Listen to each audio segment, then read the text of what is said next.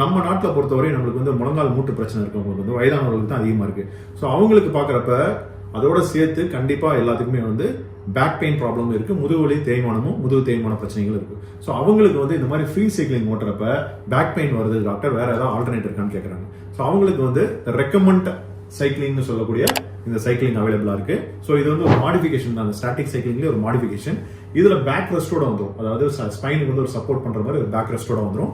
இதோட ஹைட் வந்து கரெக்டா ஃபிக்ஸடா வந்து ஹைட்டா நல்லா ஓரளவுக்கு ஸ்டேபிளா இருக்கிற மாதிரி கொடுத்துருக்காங்க.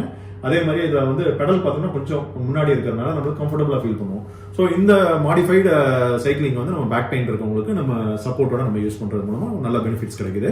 பர்டிகுலரா நீ பெயின் இருக்கவங்களுக்கு வந்து நம்மளுக்கு வந்து வாக்கிங் போக முடியாதவங்களுக்கு வந்து இந்த சைக்கிளிங் வந்து ஒரு நல்ல ஒரு ஆல்டர்னேட் அப்படின்றத சொல்றாங்க. ஸோ நம்ம ஜென்ரலா வந்து டெய்லி வந்து ஒரு 10 to 15 மினிட்ஸ் வாக்கிங் போனாலுமே ஒரு 20 to 25 மினிட்ஸ் இந்த ஸ்டாட்டிக் சைக்கிளிங் வந்து போறது மூலமா நம்ம அன்றைய ஒரு நாளைக்குள்ள தேவையான வந்து நம்மளுக்கு எனர்ஜி எக்ஸ்பெண்டிச்சர் எல்லாமே வந்து நம்ம ப்ராப்பரா வந்து பண்ண முடியும்.